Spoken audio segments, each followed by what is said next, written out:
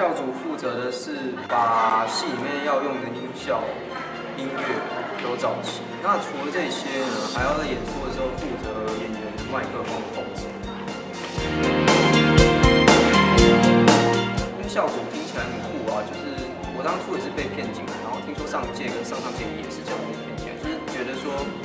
音效组进来就是会学习如何自己做出音效，好像很酷，可以当 DJ 一样啊，自己混音这样。那其实不是哦，我们只是专门去偷网络上的音乐，然后当做自己用的配乐啊，然后调演员的麦克风。就音效组其实不是一个很酷的职业。那最大的困难就是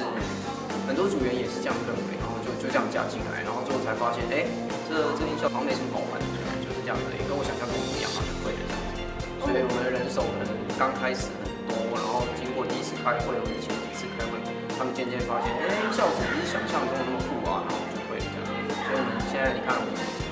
一直5+5的7个，对吧？这样子。我不知道怎么讲呀，我就是想过一个平静大山嘛。为什么要这样子？事出原因就是因为这个职业真的是很少人做。你自己想想看，这个职业听起来不帅，但是呢，在演出的时候你都是站在后面的，然后呢，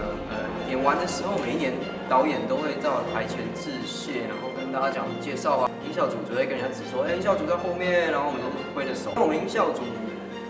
是最上面那间房间，那间房间不能开灯，所以灯也暗暗的。所以大家也看不到我们是谁，然后你们看到一堆手在黑黑地方挥啊，这样，音效组，然后这样结束。然后他们就一直请我，就是说啊，拜托你来当嘛，拜托你来当嘛，不是你当的话就没有人要当了。然后我想想，也对啊，就是好像真的没有人要做，然后之后我就需要弄音乐的东西，就是软硬兼施啊，你不能给他们太软，要不然他们就。你给他们方便，他有时候会给你当随便啊，